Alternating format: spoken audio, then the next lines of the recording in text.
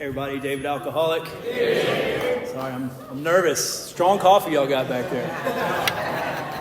So anyway, I'm glad to be here. Jennifer, thank you for asking me to speak. It's always an honor to do anything in Alcoholics Anonymous. I get excited when people read the traditions at meetings because the traditions are designed to protect AA from us. Because if we didn't have traditions, we would run this thing into the ground, being the good alcoholics we are. So, there's some elder statesmen here who really know a lot about the traditions, but I suggest if you want to know more about them, please ask your group members because they're very important. And the steps kind of teach us how to live in here, and the traditions teach us how to live in here in the group. So, but again, thank you for allowing me to speak here. Again, my name's David. I'm an alcoholic.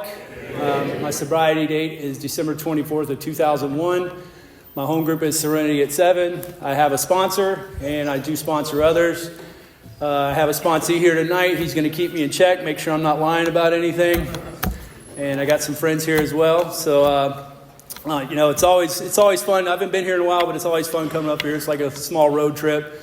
But I've always really respected this group and the members. It's always been a solid group. So keep it up.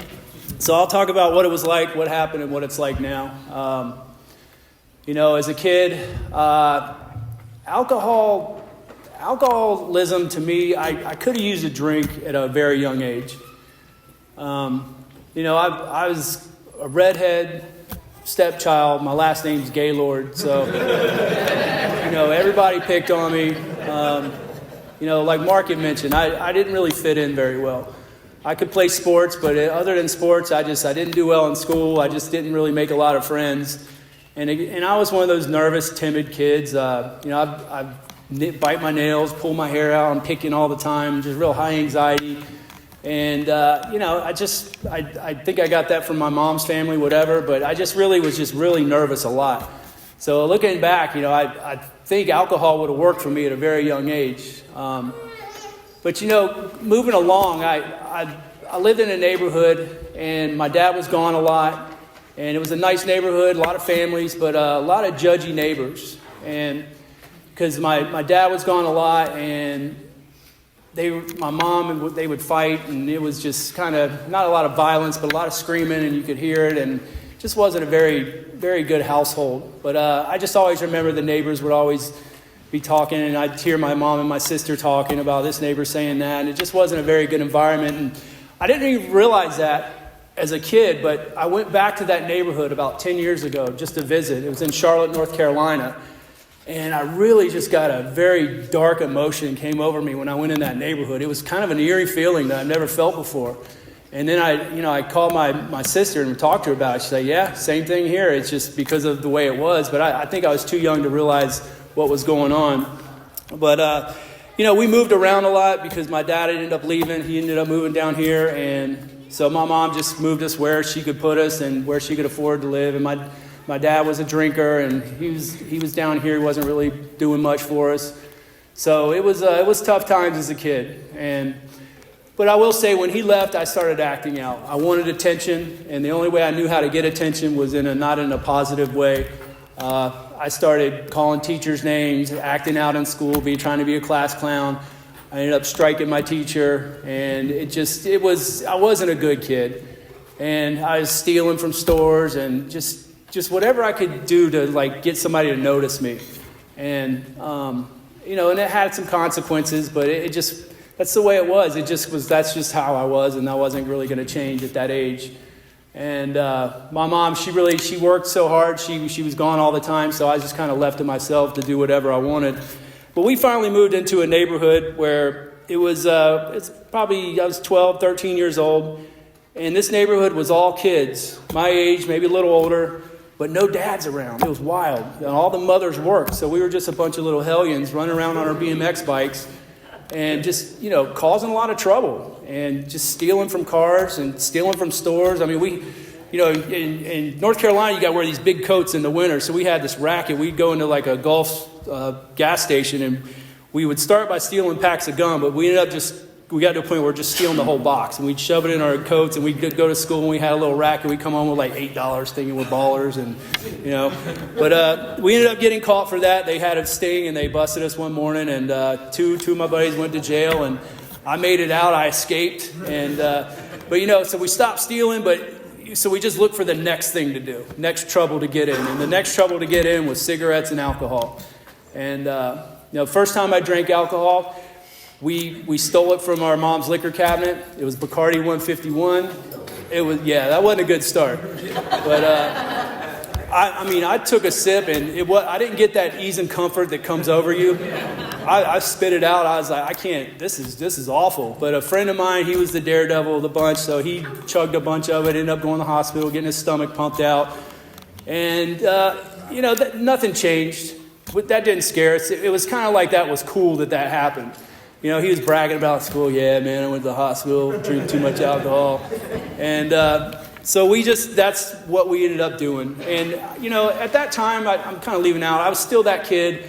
I was shorter than everybody. I'm the redhead. I got the crazy mom haircut, crooked bowl, and all this stuff. And, so everybody's still picking on me. And I took that seriously. I mean, that kind of affected me. Like, I really didn't know how to fit in.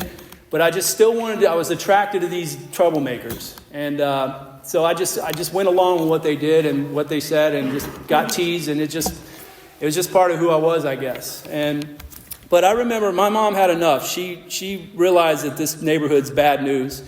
And she didn't want to look at the fact that I might be the problem here.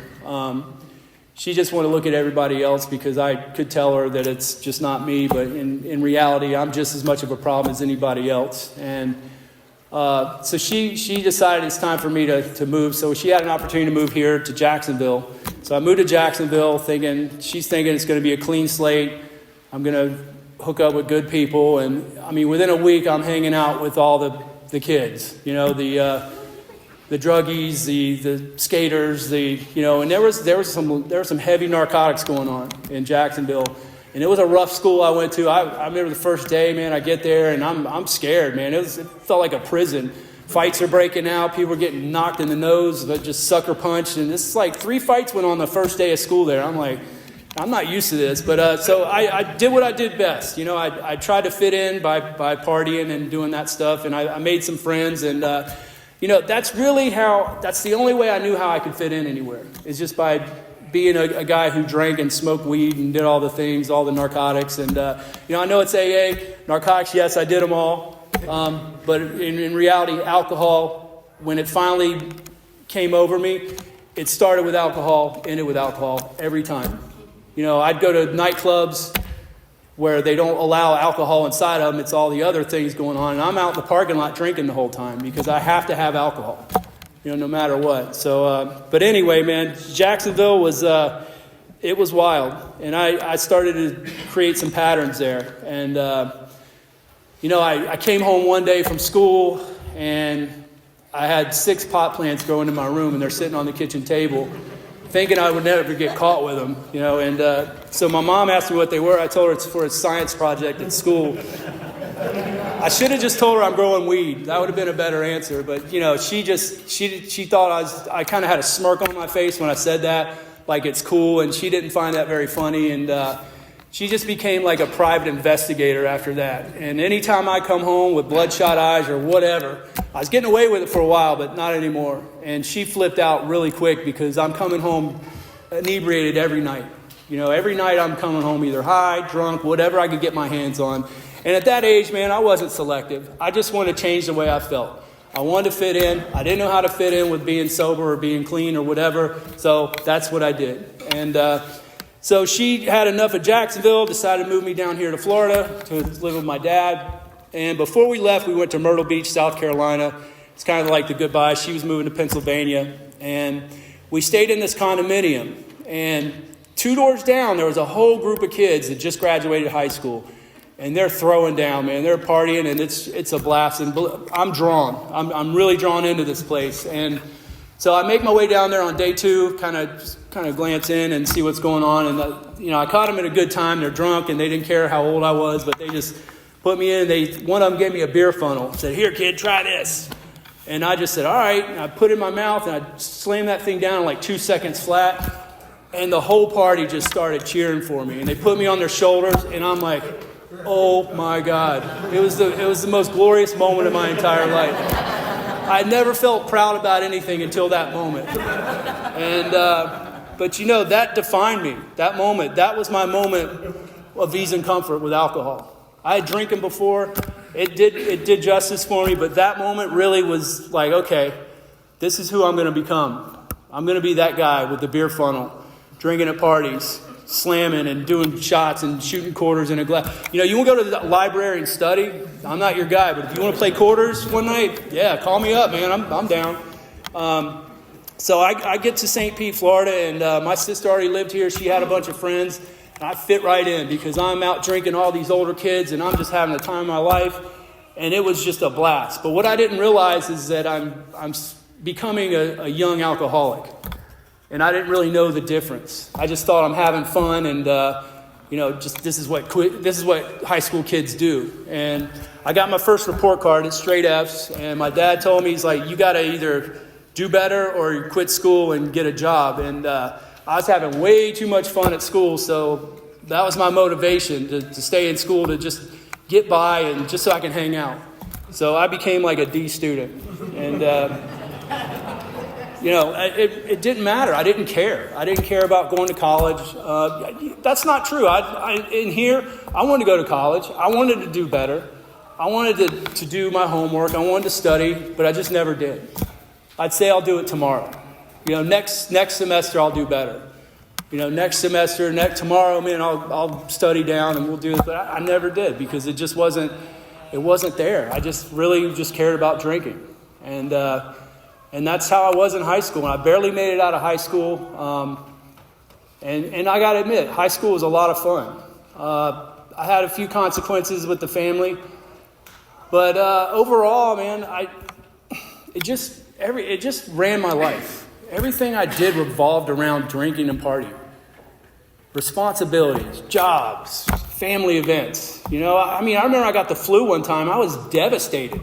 Not that I was sick, but because I was going to miss going out for a weekend. I couldn't go anywhere. I was truly devastated. Like, man, this is the worst. Not that I'm sick. It might, go detox or dehydrate or whatever. And no, it's because I can't get out and see what's going on for the weekend. I was that kid. Where they say FOLO or fear of losing out or whatever. That was me, Anyway, when I got out of school, nothing changed. I just started floating around. My dad had enough of me, and I just became a couch surfer. I'd stay at friends' house for a couple weeks, long enough where they'd start scratching their heads like, how do you drink all the time, but you don't work and you don't offer us any money? And when they'd start saying things like that, it's time for me to go. It's because they're the problem. They're just not being reasonable, So I would just move around, and it's just, I didn't see a problem with it. And that's the thing about alcoholism. That the guy living under the bridge, he didn't start by saying, I'm going to drink this beer and be under a bridge in 4 years from now. It's like we just keep degrading ourselves in situations, and that's where I ended up. I pretty much was a homeless guy. If you need to mail me a letter, I didn't know what to tell you. I really didn't have a place to go. And that's how I rolled. And man, I had some friends, and we lived one day at a time. We would buy a case of Busch, some cigarettes, find some girls dumb enough to hang out with us, and we do that on a daily basis. And the next morning we wake up, scratching our heads, so what are we going to do today? Well, let's go get a case of beer. And we'd have to find some money somehow, and it was just a really the lifestyles of the alcoholic, And so I eventually got a good job. And I didn't get it because of my impressive resume. I got it because of things I could bring to work. And it was a sales office. And this place, these guys were doing all right. They're in their late 20s making a lot of money. And so I was the new guy. I was bringing a bunch of party favors to work, and it's just a grand time. And they gave me a job, and I started selling these little microchips, and we just, it became a thing for me. And but unfortunately, that's where things kind of escalated. And my alcoholism, there are points in my life where I just didn't think I could make things any worse, and I would find a way to make them worse. And, so what had happened was we'd go to this bar on Monday after work at 5:30 for happy hour. And, was it happy hour? I mean, maybe the first couple of drinks I might have been happy, but after that I'm like, all right, let's do some Jello shots. Let's do some rum runners. Let's do some Captain and Cokes. And then by 10 p.m. I'm hammered and going the other route. And then before I know it, at 7 a.m., I'm sitting there, my heart beating out of my chest, sweating to death, going, I got to be in work in 45 minutes. And so just go to work and do it all over again. Sit there at work and hate myself all day, going, I can't believe you did that last night. What is wrong with you? You got to stop doing this. When are you going to figure out just how to drink? And when are you going to figure out just how to have a couple? And I tell myself this all day and just be stewing and just guilt, remorse, all this stuff. And then I go home and maybe sleep the rest of the night. Or maybe someone would call me and say, hey, you want to go get a beer? I'm like, just one. And then so I go get that one beer, and before I know it, it's 7 a.m. again. And here I'm going to work with 2 days with no sleep. And just going, out of my mind.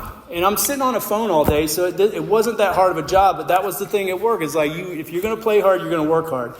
And I wasn't the only guy in the office. We had our own little support system of the 24-hour no sleepers. And we look at each other and just terrified, going, oh my God, we got 6 more hours of this. What are we going to do?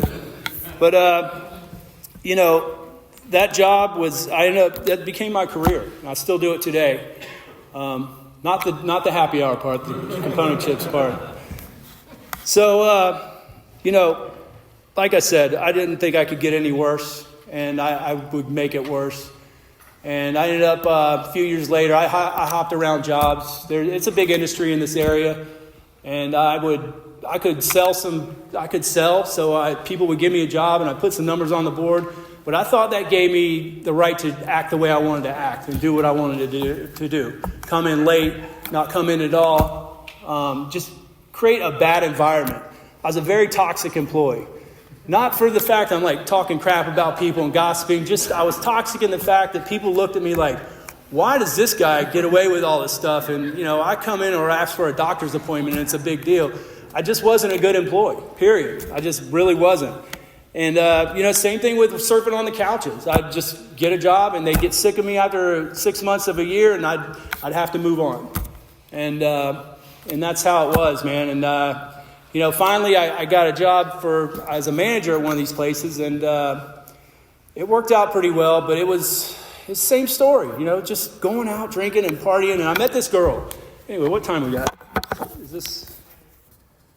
Plenty. Okay. All right. Plenty, you said? Okay.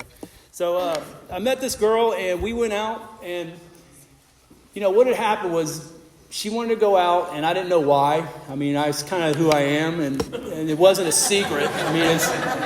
But I had a big committee meeting in my head, which that's what a good alcoholic's going to do, whether I'm going to drink or not that night. And, normal drinkers just drink. They don't care. But me, I'm like, man, it's a big sacrifice on my part not to drink. So I decided not to drink, and we go to this restaurant, and they're like, well, you got a reservation? I'm like, no. Well, you go sit at the bar. So once I hear bar, I'm like, yeah, all right. So that whole swearing off that I'm not going to drink tonight's right out the window. And so we end up sitting at this bar, and we order some food, and I end up drinking a bunch of screwdrivers and, did some doubles. And we end up at a club later on, and I did a bunch of other stuff and did too much. Ended up taking off some of my clothes in the club and woke up the next morning and she's laying next to me and, I had pissed the bed. And so, yeah, man, I went from not drinking to one of the most kind of embarrassing moments of my drinking I've ever had in my life. And so anyway, man, it's not like, hey, call me again. We'll do this again sometime. But she did call me back. She called me a few days later, wanted to go out again. And I'm like, oh. All right, yeah, let's do it. So we ended up getting married, and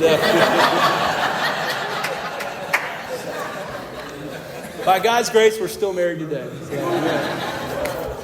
yeah.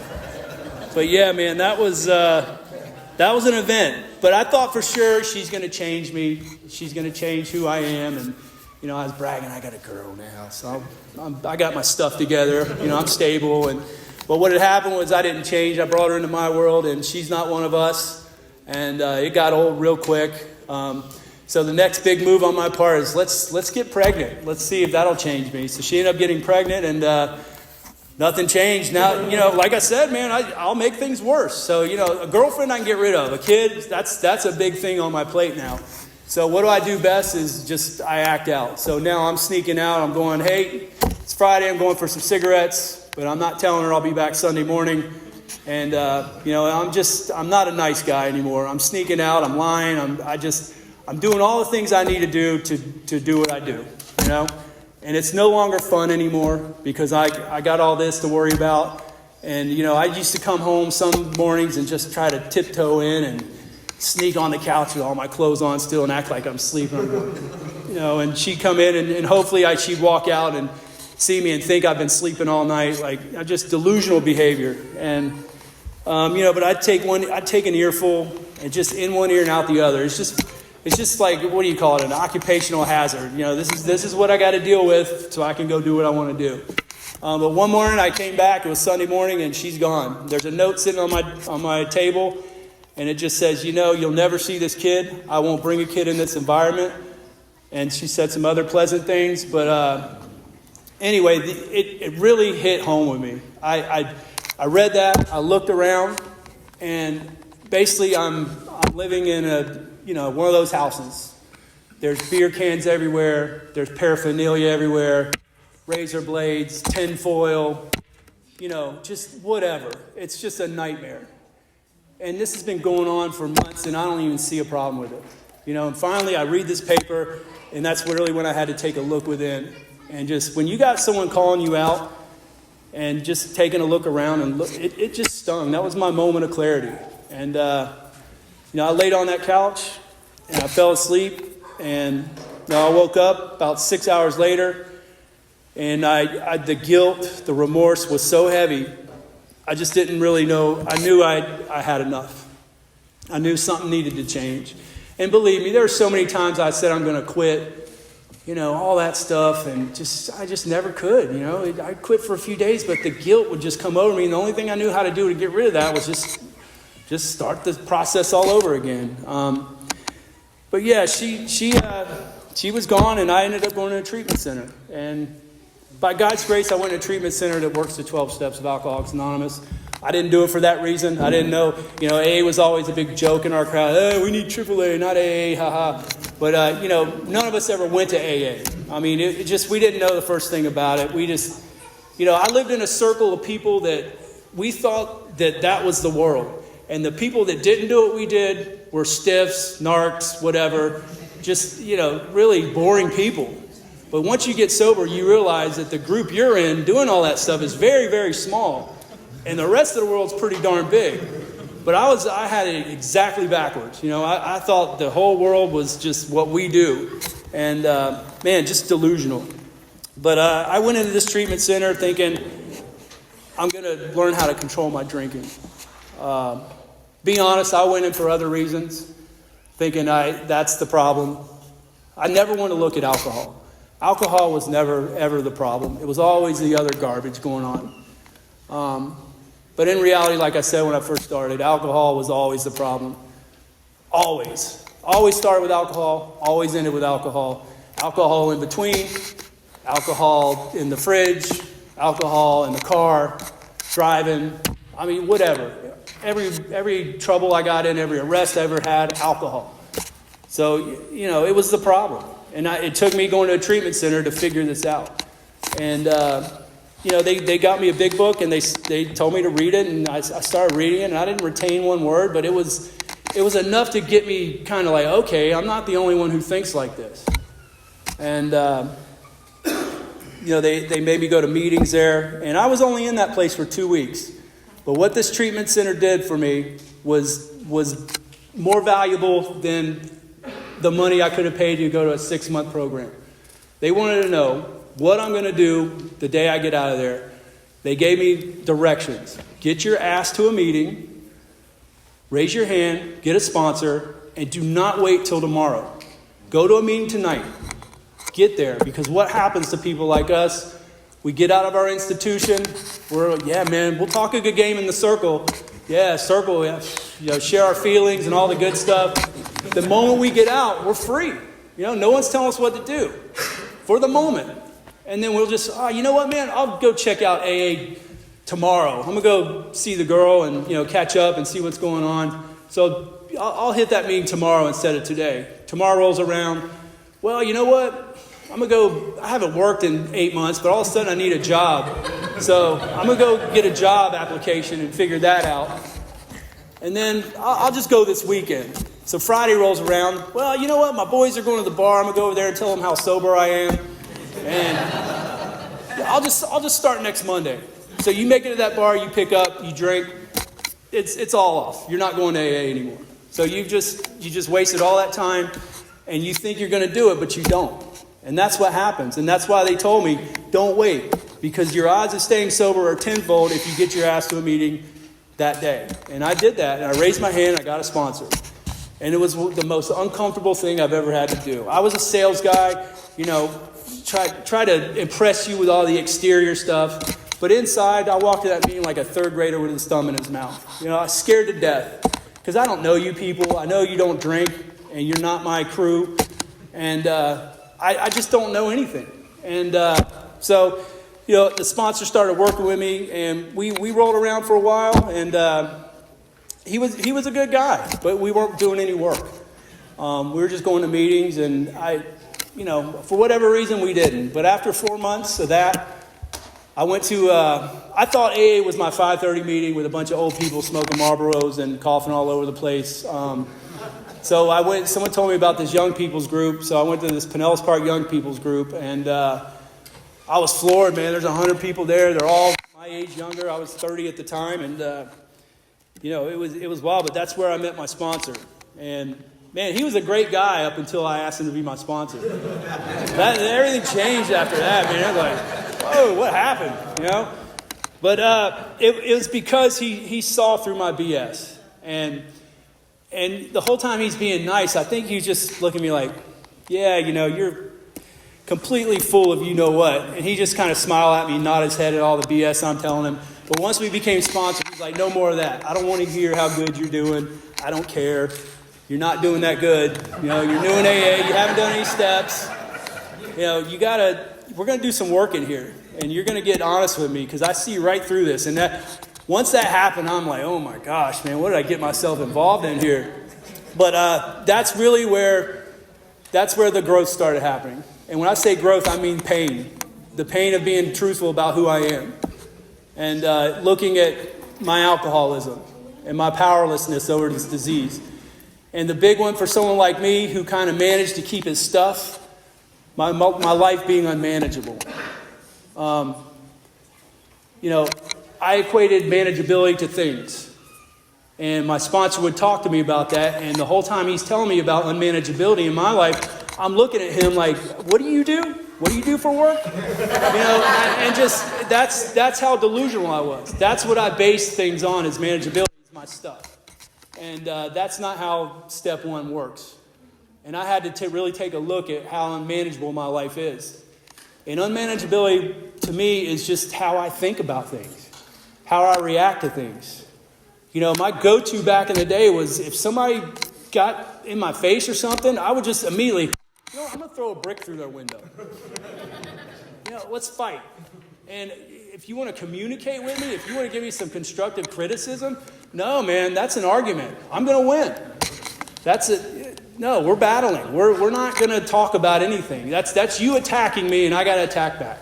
That's how I rolled, and really it's just that's who I was. And on top of that, I remember looking at these steps. Looking at steps 8 and 9, thinking I will sincerely think I'm going to have to skip these 2 steps because I never harmed anybody. I mean, that's how delusional I was about this disease. It was terrible. So my sponsor and I, we got through step 1, and I had a lot of reservations at first, and it took some time, but I had willingness. I had the willingness to listen to him. Part of that was people pleasing, but that's okay. I had enough of that to listen to him and do what he suggested of me. And looking at his life, at how he stayed sober for 3 years, was miraculous. Because we actually went and got our arrest records from the Department of Corrections to try to take meetings into jail. And this guy he's a career criminal. He should be locked up for a long time. And I know him as this guy who's got 3 years of sobriety. He's getting married. He's a great guy. He's a great AA guy. I don't know that side. And that really got me. I'm like, whoa, man, this thing really does change people's lives. So that's how, I couldn't argue with him with that. I can't argue with some guy who's changed his life around, doing these 12 steps, doing the deal in here, who's managed to put 3 years of sobriety together, who should be in jail forever. That's pretty wild. That's pretty spiritual. And that's what I needed. He's the sponsor I needed. I didn't need a guy like me. I needed someone who's been through the ringer, who can share that experience with me and look at me like, bro, you're not special in here. And so we started working more of the steps, and I just finding God. I had a concept of God, and usually we talk about it at 3 a.m. with like 5 people like this going da-da-da-da-da-da, talking about anything and everything, and religion would come up every now and then. But, I didn't know the first thing about God as someone who's going to help me, as some being that's going to come into my heart. I didn't know anything about that. And looking at the steps of finding God, I really thought that meant I'm going to have to put on the priest thing, whatever they call that little white thing, and carry the Bible around and knock on doors and be that guy. And that's just me being me. That's just me being an alcoholic and trying to overthink something. And what it was pointed out to me is like, do you have a little bit of faith that this program can turn your life around? And I'm like, yeah, man, I see it in all you guys. So, okay, we're done. We're done with 2. We're pretty much done with 3 too. And that's really how easy it was for me to get those steps, because I did pray and I did have some willingness, but I did have faith that I'm going to maybe get this thing one day. And, a lot of new things were happening to me. I got married in my first year. We had our baby. And, by God's grace, man, he's graduating FSU in 2 months from now. So, man, I'm really proud of him. So, yeah. So we just got more involved, and having to really take a look at myself and seeing my part in things was a tough one. That took some time. I didn't really want to do it. I didn't really want to have a part in things. I liked being the victim. I liked being right. And all of a sudden, you're changing things around the way it's like, oh gosh, I do have a part in this. And it just, writing all these things down, it hurts, man. It sucks. You don't want to look at this stuff anymore. Man, I thought we were doing good in here. I thought we were on the right path. We're getting spiritual. I'm praying. I'm getting with God. And all of a sudden, you want me to write all this crap down? And but that's what I had to do. That's what we have to do. We have to go through this stuff. And, so we got through it, and we got through 5. And 5 for me was the trust barrier that was broken. I really, all the walls I had up with my sponsor and my grand sponsor and my fellowship, I had broken some of them down. But when we did step 5, all that was gone. I really have full trust in these guys at this point. That I wasn't going to shock anyone with my story, the things I've done wrong. I'm just a garden variety alcoholic like the rest of us, and that's what I needed. I needed to know that, because if I'm willing to do the work and come in here, I can't have any reservations. I can't keep you at arm's length. I got to be able to do this thing with my heart and with you. I have to. So we just kept moving forward, and I got involved in service work, and he actually had me sponsoring a guy. And that was new. I'm like, whoa, I got a sponsor? I thought you sponsored. I didn't know I sponsored. But it was a new experience for me, because the guy I sponsored, which I do not recommend this, he was an old drinking buddy of mine. He came in, and it didn't work out. I mean, it was hard for me to tell him what to do, or suggest what to do, whatever you want to say.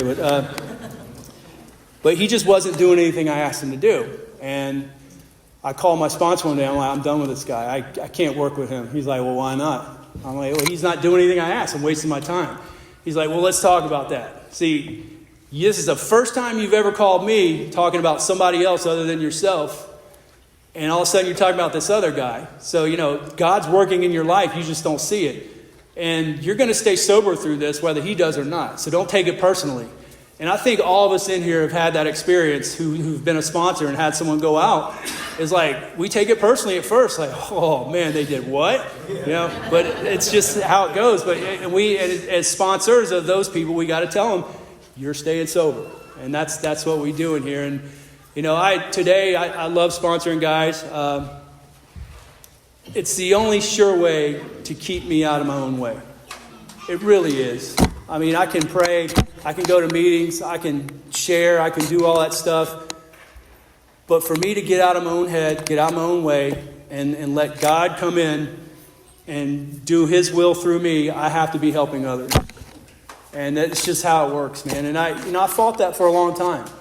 I got wrapped up in general service and just, grinding away at that and sponsoring like one guy at a time and not really doing all that. It wasn't a good balance. But I can say I kind of hid out in service, so I wouldn't have to sponsor people. But it was great, man. I learned a lot. I mean, I'm not dogging service at all, man. I love service. Service has been a big part of my sobriety, probably one of the bigger parts. But sponsorship to me is really where I kind of see my own self in some of these guys. And, my sponsor told me, he's like, I call him, I need to work the steps again. He's like, no, you just need to work with someone else. You'll see what you need to work on when they're telling you their stuff. And that's so true. A lot of times we're sitting there listening and going over things, and I'm going, oh my gosh, man, I probably need to get on this stuff as much as he does. But that's how we do it. I'm an alcoholic, so I can come up here and tell you how grand things are, but I go through things, all the time. I'm in my phase, right? I just turned 54, and I think I'm having a 54-year-old midlife crisis or something. I don't know. Usually that happens at 40, but I just think it's like me looking for attention. It's not really a midlife crisis, but anyway. But the thing about AA and this program and everything is, when these things are happening, I'm not clueless about it anymore. I can see it. And I see it with the way I am with the group, the fellowship. If I'm losing sight of what I should be doing in here, my daily maintenance, my daily routines, not losing sight, but I'm just not, my heart's not in it like it was before. That's where I know, okay, I need to take a look at this. I need to do something different. And a good comparison is my wife. She's been the same woman for 23 years. Her personality hasn't changed one bit. But yet, when I'm going through things, I look at her like, wow, man, she's really not feeling me right now, man. She's, maybe there's something going on. I don't know. And I totally put my behavior all on her because I think she's acting different. But it's just me wanting attention. And I'm not getting the attention I think I need right now. And that's a bunch of BS. She's been the same person. She hasn't changed. The attention span's been the same that I get. And all of a sudden, I need more because I'm going through something. And that's, I always look at that. And I know that's a ringer for me. When I start thinking that, like, okay, she's not giving me attention. Like, all right, dude, call your sponsor. You got some work to do. And it's always the same. It's always the same. My sponsor's a great guy. He's been up here many times. And, he just tells me, love your wife. Love your wife. Love the fellowship. And just don't hurt anybody. And, that's sounds like a tall order, but it's really not. Just don't cause any damage. And he always says, it's not them. And that one gets me. I'm like, oh, God, I know it's not them, but I want it to be them, So, but yeah, man, I really just got more involved. And, I've done some pretty cool stuff in this program. And I'm not saying that to brag. It's just I was the guy who never really thought I was capable of doing anything. We always hear when we serve, thank you for allowing me to serve.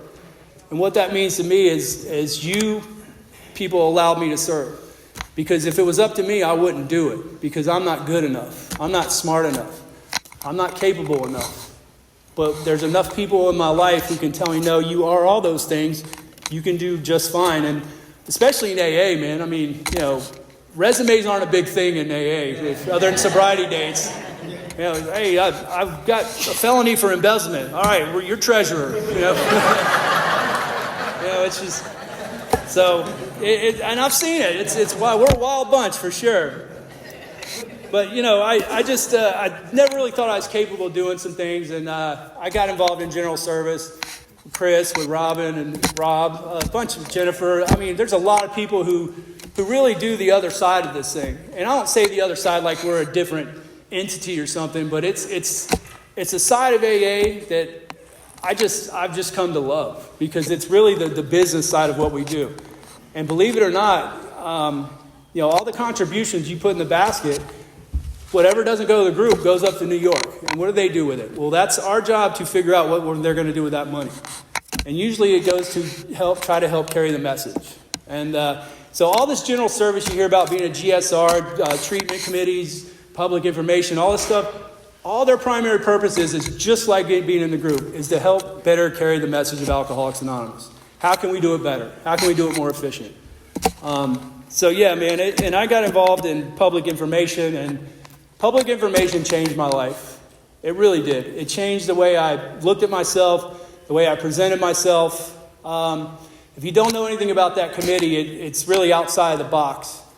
It's like going to a treatment center, but not sharing your story, sharing about Alcoholics Anonymous, but to the staff, not to the clients. So you're talking to professionals.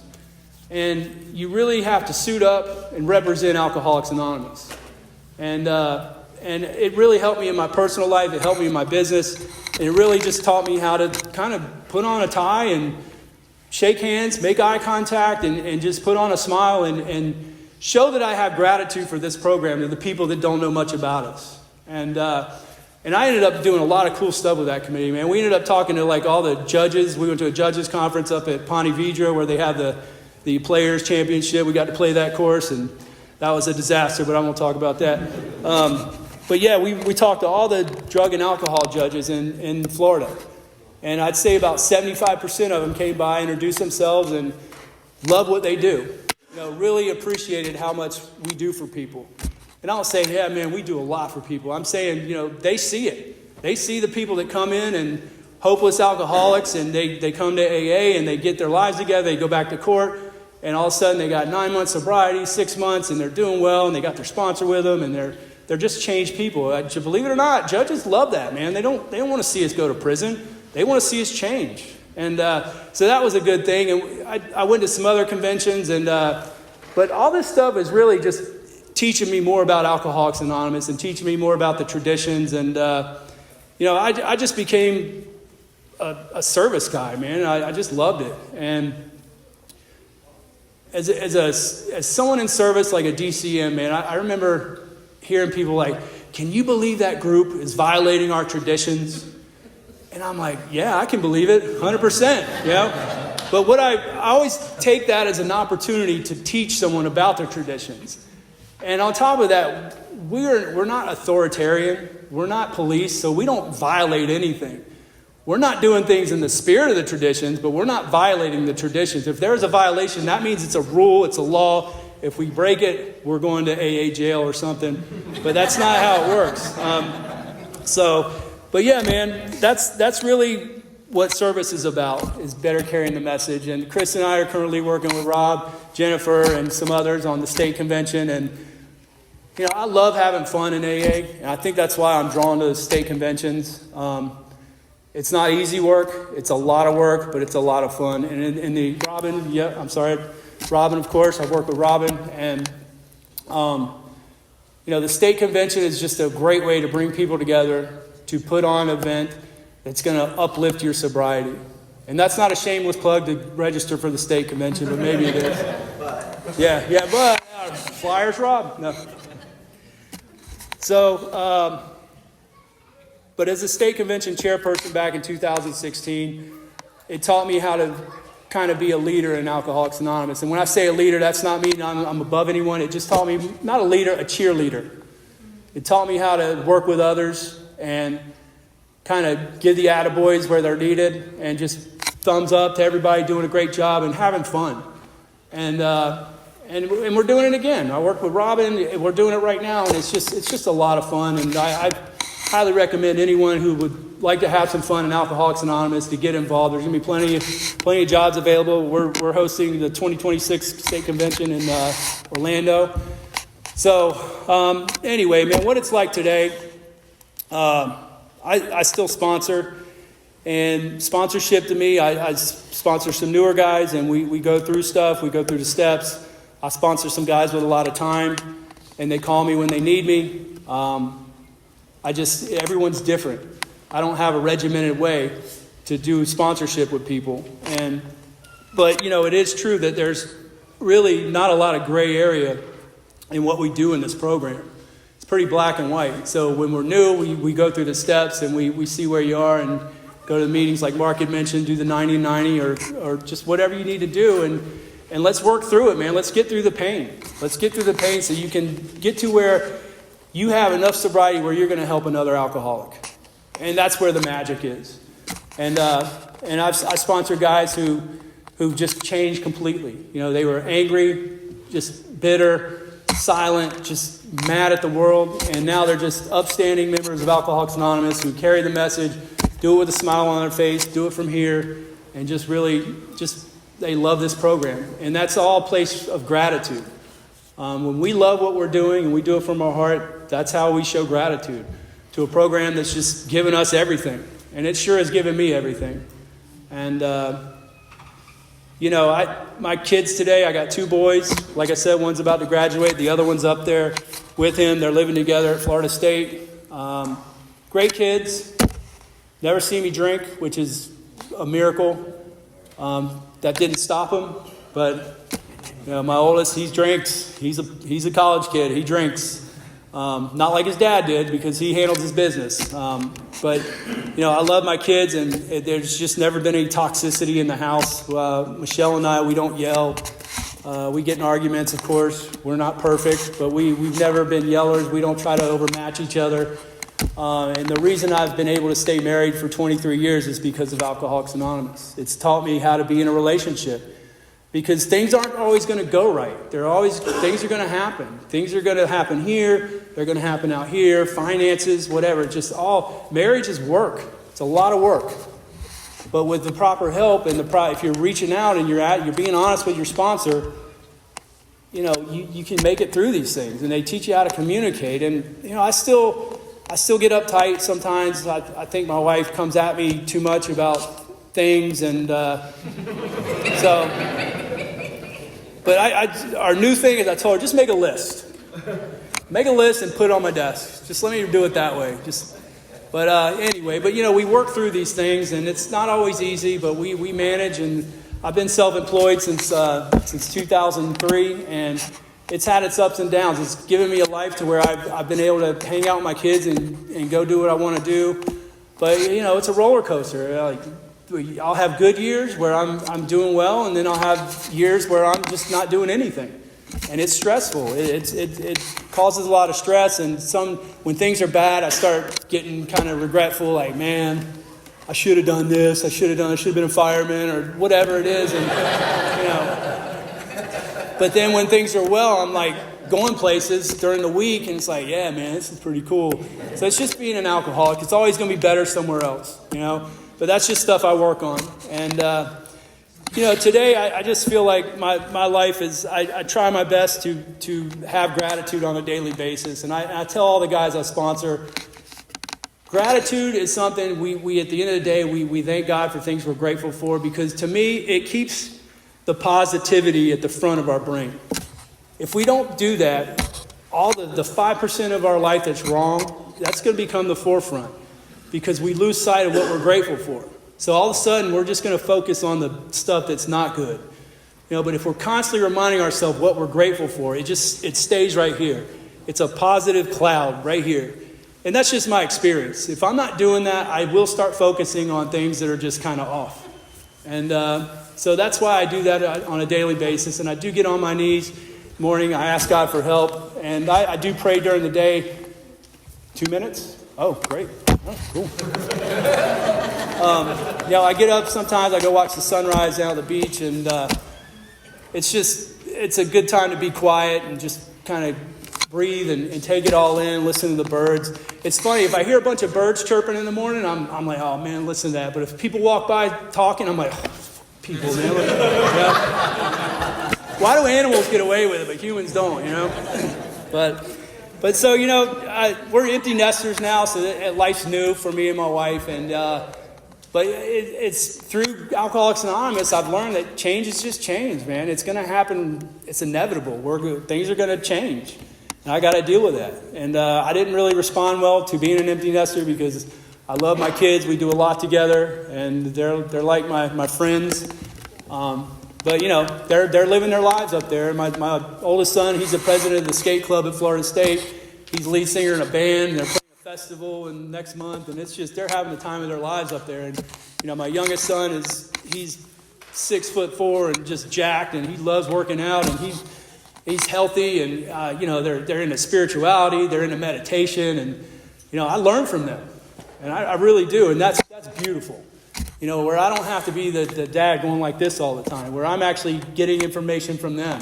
And that's just, to me, that's, I feel like the job as a parent it's been a successful deal for me so far. So, but that's all because of Alcoholics Anonymous. So I appreciate y'all listening. Thank you.